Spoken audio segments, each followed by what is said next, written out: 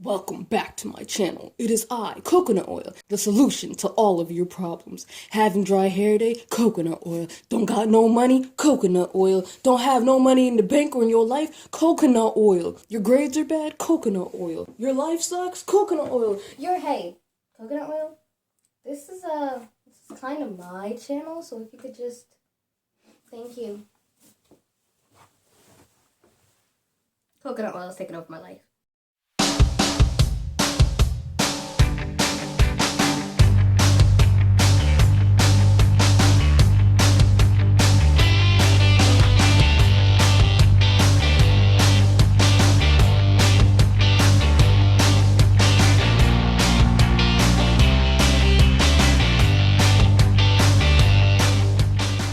Welcome back to my channel. I hope you guys enjoyed my cute little intro. I just thought of it when I was asleep last night. I actually had a brain blast, Jimmy Neutron slang, brain blast last night about coconut oil. And so I wanted to share it with you guys because I know so many people make the same mistakes I did and I don't want you guys going through that. So I'm going to give you guys 6 reasons why coconut oil is not working for you. When I first got into the natural hair community, everyone was talking about their holy grail, coconut oil. It solves everything, your life's issues. It gives you money, happiness, joy, love, and it actually doesn't. But I thought it did, so I stuck with it. Reason number 1 is coconut oil is very heavy. Now, I did not know this when I first got into natural hair, but coconut oil is super heavy. So when something is super heavy, it blocks moisture from coming in your hair.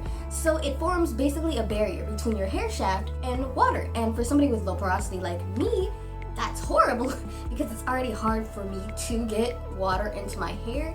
Having coconut oil will just completely defeat any moisture I had put in it before. So coconut oil is really heavy. You guys, if you use coconut oil, you should switch to a lighter oil like olive oil. I sometimes use peppermint oil, jojoba oil, I use grapeseed oil, things like that, which are lighter. And coconut oil is just like really heavy. Like castor oil, they're kind of heavy for our hair. Reason number 2, it leaves hair dry. Now this is something a lot of people make mistakes with because they use coconut oil as a moisturizer. Coconut oil doesn't moisturize. As said before, it is a heavy oil, so it blocks water from coming through. So it always leaves my hair brittle, dry. I use lighter oils because it lets more moisture in, makes my hair feel softer. Coconut oil is not a moisturizer. So if you guys are using this during your moisturizing routine, I recommend you stop because coconut oil could be the reason you're suffering with dry hair. Your hair is constantly breaking off. That could be a reason. Try cutting coconut oil out of your routine for a week and I guarantee you will see a big difference. Reason number 3 is coconut oil brings frizz. Now, as I said before, coconut oil is not a moisturizer and it actually blocks moisture from getting to your hair. As a result of that, your hair is dry, and when your hair is dry, it reaches up to the atmosphere, the air, trying to find something to moisturize it. This is where frizz comes from. Your hair reaches up to the atmosphere, reaches out to wherever it can, that's why you have frizz all over your head, to find some moisture. It tries to suck in moisture from the air, which is why when you straighten your hair, for example, if you're part of the natural hair community, when there's a lot of humidity in the air, your hair frizzes up because your hair is pulling in moisture from the air and your hair gets bigger and bigger and bigger until all that straightening you did completely goes to waste. So of course we all know frizz is bad, it makes your styles look horrible. It is just so annoying to deal with that nobody wants it.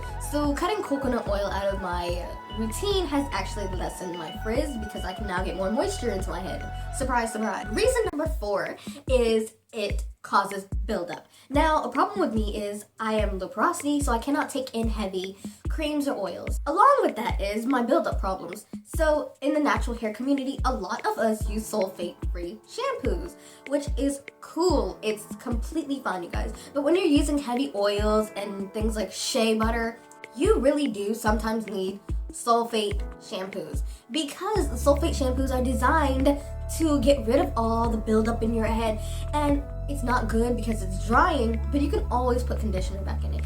I would not recommend just completely cutting out sulfate shampoos, especially if you use shea butter and coconut oil. These are too heavy for your hair to absorb, so it will sit on your head, and I always have buildup in the front of my head. It will sit on your head and just completely block your hair follicles, which of course may be why your hair is not growing. If you do continue using coconut oil and shea butter in your hair, I do recommend at least once a month using sulfate shampoos, just so you can get the buildup. Scrub hard with the tips of your fingers and not your nails. Keep your nails short when you scrub your scalp, because if you scratch it, it's gonna tear something. I've torn out many pieces of hairs because I've had longer nails, so I keep them short when I do my hair. Reason number 5 is pretty simple. You may be using too much. Now, I know the natural hair community loves coconut oil. They love it, love it, love it, love it, love it. And I used to too. But with coconut oil comes overusage. Coconut oil is not your holy grail, ladies. Stop using it for everything in life. People use it as face moisturizers. They use it on their skin, which is cool, you guys. I'm not saying stop it. But know when enough is enough. You should be able to put a quarter-size amount, put it through your hair, and still use that same amount to moisturize your skin. You do not need coconut oil on every part of your body.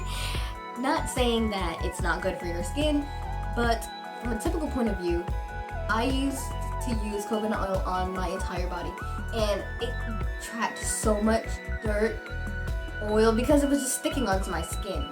So coconut oil made my skin dry, made my face kind of peel. It just, too much is too much, ladies. We do not need to use a whole bottle, bathe in it, drink it.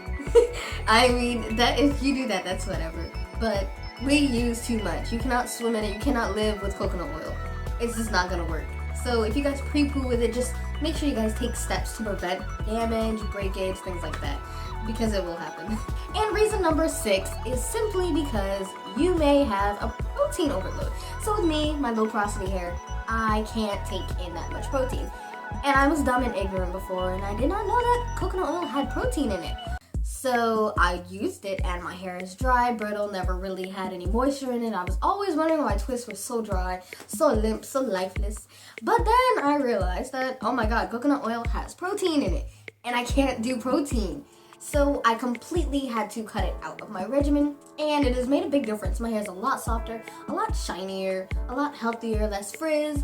It's just completely all around much better than it was with coconut oil. So you guys, I know we love coconut oil, but if you are protein sensitive, I would recommend you cut out of your regimen and go to oils like peppermint oil, lavender oil, or carrier oils like grapeseed oil, jojoba oil, things like that. So I'm saying all that to say, if you guys do use coconut oil, tread on the side of caution, because it has completely changed my hair, not for the better. And I just want you guys to be careful when you use it. So if you guys have any questions, leave it down below, and I will do a natural hair Q&A. You guys want to know what my hair type is. Of course, you already know my porosity.